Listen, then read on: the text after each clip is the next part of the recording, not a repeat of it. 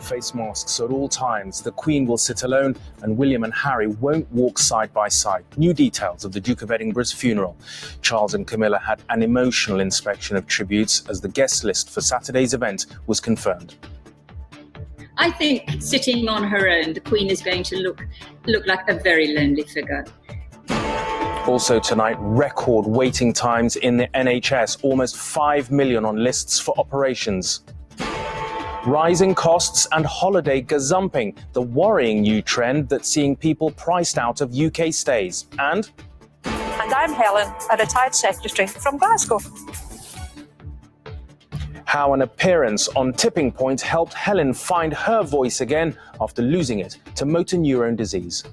It is wonderful being able to talk to people and sound normal and not like a machine.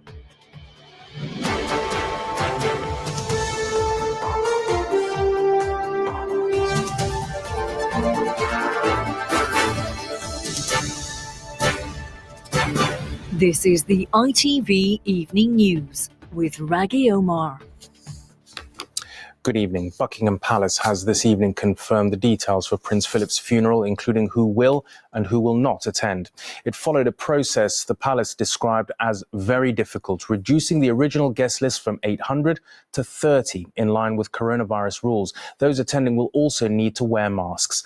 But while Prince William and Harry will walk behind the Duke of Edinburgh's coffin, they won't be doing it side by side. From Windsor, here's our royal editor, Chris Shipp. The flowers, which have been left outside Buckingham Palace since last Friday, have been collected and moved. Today, Prince Charles and Camilla went to see them and to read the messages of support for the Queen. It is often at moments like this when the reality of what's happened can hit home. Among the tributes here, a model Land Rover, similar to the one which will carry the coffin on Saturday. That Land Rover has now been seen for the first time. Just as the Duke approved the plans for his funeral, he also helped design this specially made Land Rover Defender, on which his coffin will be placed by the bearer party, so Prince Philip can make his short and final journey in Windsor. At 2:41 on Saturday afternoon, the Duke of Edinburgh's coffin will emerge from the state entrance of Windsor Castle and will be placed on the Land Rover. At 2:44, the Queen, wearing a face mask, will join by car. The procession steps off at 2:45. 9 members of Prince Philip's family will walk behind it. William and Harry will not walk side by side. Princess Anne's son, Peter Phillips, will be between them. 8 minutes later, the procession arrives at St George's Chapel. As Prince Philip's coffin is carried up the steps, it will pause at 3 o'clock for the national minute's silence. The Queen will be waiting inside St George's Chapel just in front of the altar. There will be just 30 people in here, including 3 of Prince Philip's German relatives. All will be wearing masks, all will be sitting apart. The Queen sitting 2 metres apart from her closest family, she's going to cut quite a lonely figure, isn't she? She's not unique. Families up and down the country, all over the world, have been experiencing this kind of funeral and losing their loved ones at a time when you can't be hugged even. The Queen has also decided that no military uniforms will be worn, as is tradition. This was the funeral of the last royal consort, the Queen Mother. The issue of Prince Andrew stepping down and Prince Harry leaving was too difficult to resolve. Outside the gates of Windsor Castle, the flowers keep coming and keep being moved to limit any crowds. The bouquets are taken inside the castle and have created a carpet outside the chapel where Prince Philip will be laid to rest. Now, given their very public falling out, it was perhaps inevitable that a lot would have been written and a lot would have been said about where Princes William and Harry were positioned in the procession. But the Queen is determined the focus will be on her husband on Saturday, not on family wrists and not on uniforms. There was a real-time military rehearsal in here today because the military want to get this as precise and as perfect as the Duke of Edinburgh would expect it to be. Okay, Chris in Windsor, thanks very much indeed. NHS bosses have told ITV News it will take years, not months, to clear the backlog of millions of operations caused by the coronavirus pandemic. The number of people on a waiting list in England has now hit a record of 4.7 million. 400,000 of them had been waiting longer than a year, many of them in constant pain. Juliet Bremner reports on the post-pandemic pressures facing the NHS. Every painful step reminds Chris Boutiel of the toll the pandemic's taken. The 71-year-old former care worker should have had a hip replacement 13 months ago. He's still waiting. It's been a very bad year. The pain's increased, the medication's increased, painkillers, and I can see no end to it. And while I appreciate that I have to go on a waiting list, I do realise that there are 4.7 million other people who are in my sort of condition and position. In England alone, 4.7 million people were waiting to start hospital treatment at the end of February. Before the pandemic took hold in 2020, around 1,600 patients had been waiting for more than a year. But now, after COVID, that number has shot up to almost 400,000. During the latest wave of COVID, staff were diverted to intensive care. NHS trusts admit it could take years to clear the waiting list for non-urgent operations. How long do you think it's going to be before we get through this backlog? We should be under no illusions. This is going to take place over years, not months or weeks. What we've got to remember also is that there were many people who needed treatment who haven't yet come forward for that treatment because of the pandemic. The government's announced a £1 billion fund to help speed up elective surgery, but they're being warned that exhausted doctors and nurses need a rest. It's one of those times when you're going to have to take a chance to give people a break to enable them to come back renewed. If we don't do that, what we are going to see are huge numbers leaving. But for hundreds of thousands like Chris and those waiting for crucial cancer referrals, that means an even longer wait. Juliet Bremner, ITV News. Downing Street has rejected suggestions Boris Johnson intervened in a bid by Saudi Arabia's Crown Prince, who's accused of being behind the murder of journalist Jamal Khashoggi, to buy Newcastle Football Club, but admitted there had been contact. It's claimed the Prime Minister asked one of his most senior aides to investigate after the deal ran into difficulties. It follows criticism of former Prime Minister David Cameron for lobbying on behalf of Greensill Capital. Our political correspondent Libby Vina reports. It's a lobbying allegation that goes to the heart of number 10. Did Saudi's Crown Prince try to enlist the help of Boris Johnson, whom he met in Riyadh in 2016 and later in Downing Street, in an abortive bid to buy the Premier League club, Newcastle United? Today, number 10 confirmed there had been contacts over the deal, but denied that amounted to intervening. A spokesperson said the Prime Minister asked Lord Lister, a top aide, to check on the progress of the talks as a potential major foreign investment in the UK. He didn't ask him to intervene. Earlier, visiting Dartmouth Naval College, Mr Johnson explained what he hoped his inquiry into lobbying, one of 6 now underway, would achieve. I think the most important thing is for us to get to the bottom of it properly, and I want all ministers and civil servants to be making, the information that needs to be known. The man charged with advising on business appointments, Lord Pickles, was quizzed by MPs today about civil servants holding 2 jobs. What most people find extraordinary is that they're continuing to have commercial experience while they're working for the government. Do you think that those arrangements should continue to be allowed? It shouldn't take place unless it could be taking place within a very clear, tight, regulated system. And I think part of the problem we've got is it's just not being clear where the boundaries lay. In fact, I hope this doesn't sound rude, there doesn't seem to be any boundaries at all. The fact that Lord Pickles has just 4 staff to vet appointments might explain why some believe they can escape scrutiny, but many more may find themselves in the spotlight as lobbying allegations continue to emerge. Libby Vina, ITV News, Westminster. In the United States, the former police officer accused of killing George Floyd by kneeling on his neck says he will not give evidence at his trial. Have you made a decision today whether you intend to testify or whether you intend to invoke your Fifth Amendment privilege? I will invoke my Fifth Amendment privilege today. Derek Chauvin said the decision not to take the stand was his own. Closing arguments are expected on Monday before the jury begins its deliberations. George Floyd's death, whilst being restrained last year, led to Black Lives Matter protests worldwide. The SNP's Nicola Sturgeon has unveiled what she described as a transformational manifesto ahead of elections in Scotland next month. It includes a commitment to hold an independence referendum after the pandemic is over, but before the end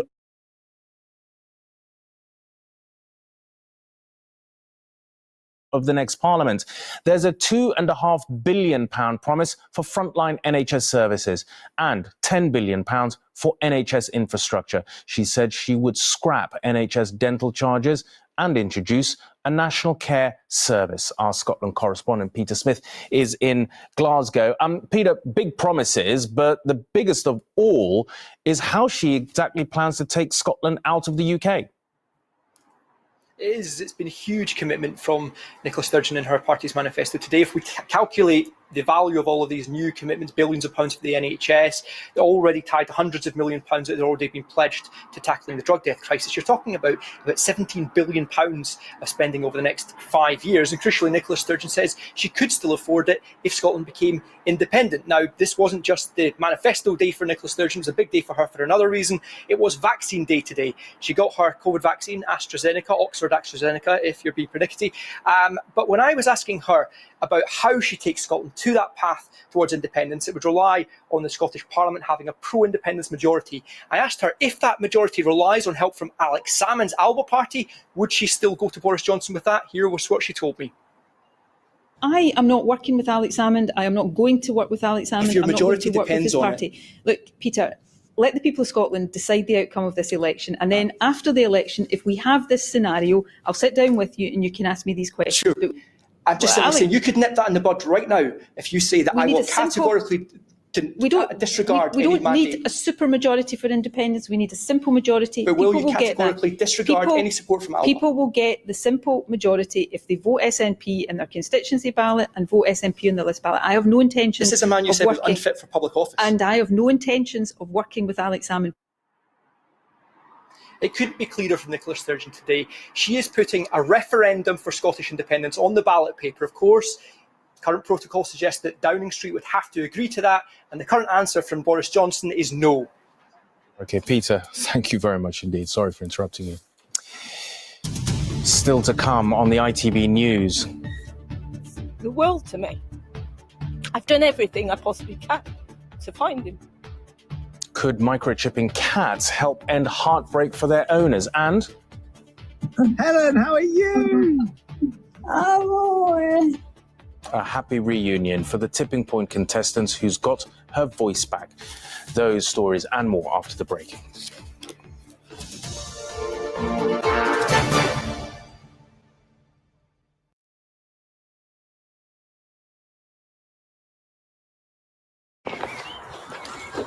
New phone? Yep, just got it on EE. They just won #1 network 7 years in a row. Look at him, lost in a stream of joy, while I've got rubbish connection. Oh, wake up, Doug. He has the world at his fingertips, and all I have is this sandwich. Oh, great. That's curry paste, not mustard. Don't be a Doug. Get EE or get network envy.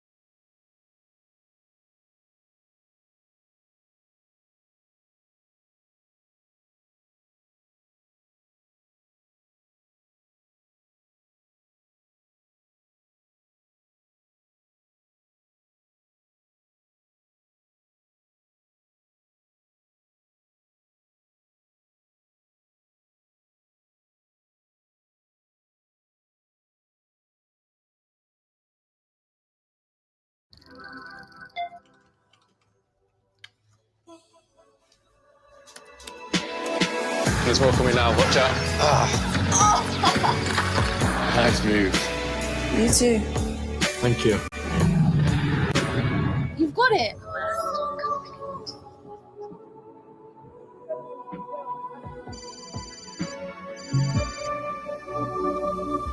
Hi.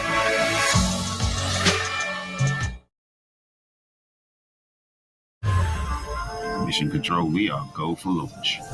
Copy that. T-minus 10. Initiating boost sequence.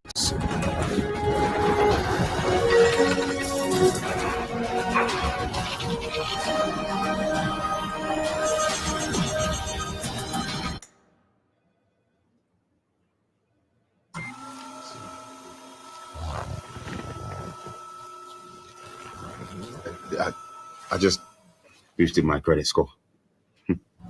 For the first time ever, you could boost your credit score instantly for free, only with new Experian Boost.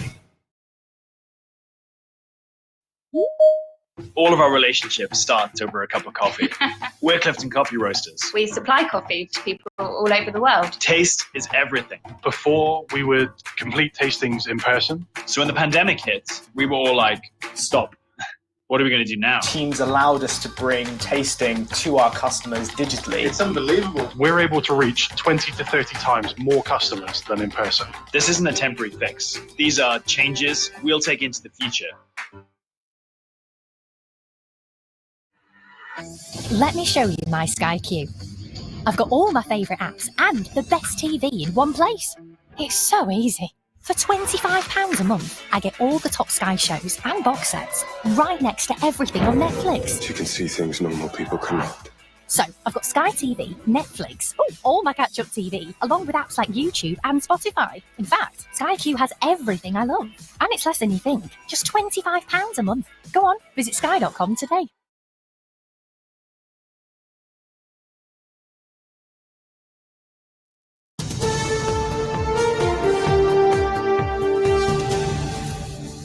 Welcome back. The uncertainty over foreign travel this summer has led to a big rise in demand for British breaks. The booking frenzy is leading some to go to extreme lengths by attempting to gazump others, offering to pay double what is usually charged. According to figures given to ITV, in July, UK holiday bookings are up 85% on last year. In August, they're more than double. That demand has forced prices higher, up more than 40%, adding an extra £273 to the average seven-night peak season stay. Our consumer editor Chris Troy reports on the staycation scramble.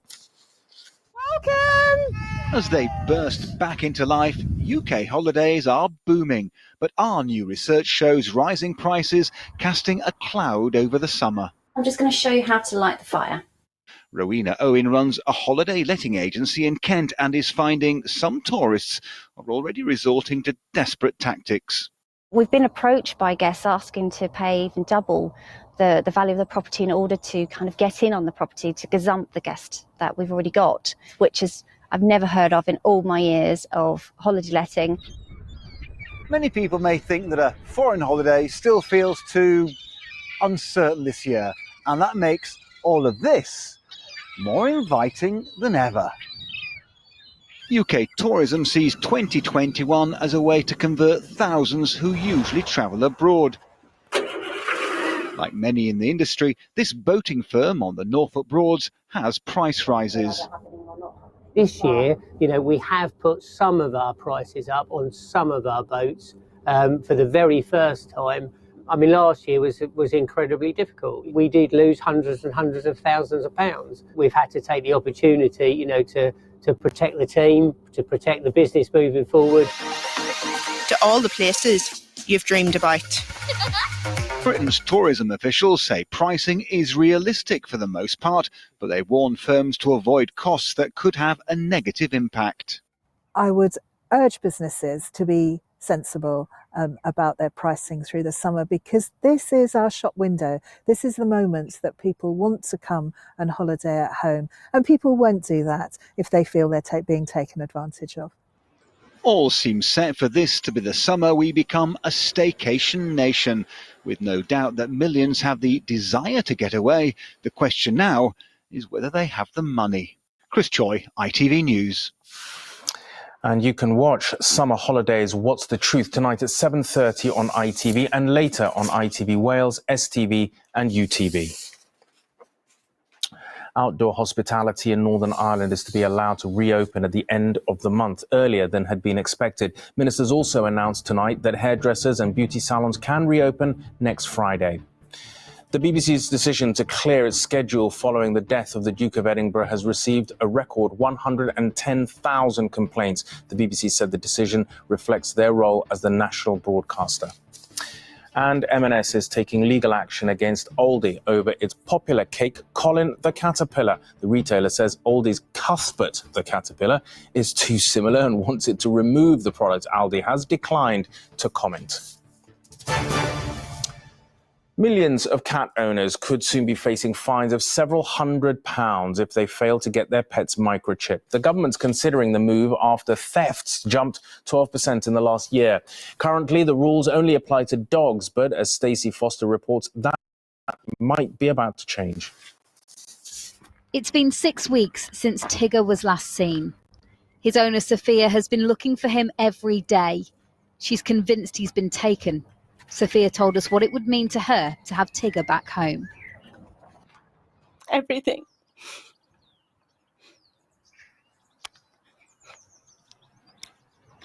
Everything. I haven't slept. Tigger's the world to me. I've done everything I possibly can to find him. And nothing. I'm heartbroken. There are around 10 million cats in the UK. Almost 3 million are still unchipped. And it's hoped making them compulsory will help reverse a 12% rise in cat theft in the past year.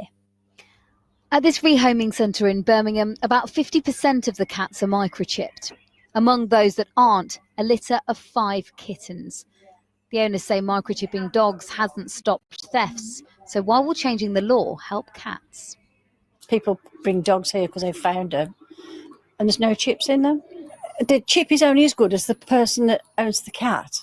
Because if you move from A to B, I mean, a natural thing to me is to get in touch with Petlog and change the chip. But they're not doing that. It's an issue close to number 10, which adopted Larry the cat, a stray with no paperwork. He's now microchipped and registered at his Downing Street address. Under the government's plan, the penalty for not microchipping cats could be fierce, with fines of £500. Stacey Foster, ITV News. And finally, the story of how an appearance on the ITV quiz Tipping Point helped save Helen Whitelaw's voice. She was diagnosed with motor neurone disease last May and told she'd soon lose the ability to speak. But now a team of experts have been able to bring it back using a recording of her time on the show, as Sejal Carrier explains.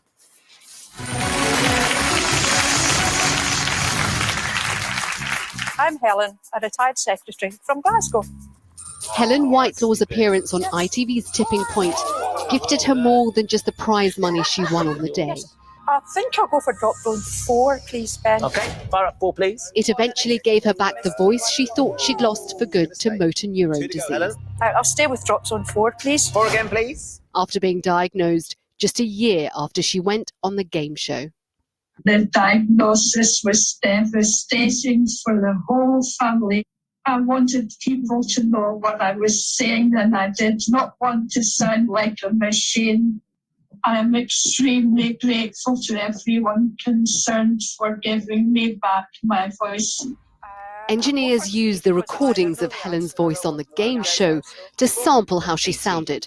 I really have no idea about Australian football. And restore her power of speech through a computer aid. People and their families really feel like they're losing their identity when they're losing the ability to speak. And so being able to retain their identity and keeping that part of them, even in a synthetic voice, really is a very powerful thing. And she got the chance to thank the host of Tipping Point, Ben Shepherd, in an emotional reunion online. Helen, how are you? Big kisses to you as well. It's an absolute treat. You coming in and being such a special part of the show has been able to help in another way that we couldn't have possibly have imagined would be needed. Is, you know, it just reminds us of how important that we can share these moments together. And you never know how important they will be later on in life. Helen Whitelaw, who never thought winning big on a game show would mean winning her voice back. Sejal Karia, ITV News. What a lovely story. That's all for now. I will be back here with news at 10. From me and all the team for now, enjoy your evening. Goodbye.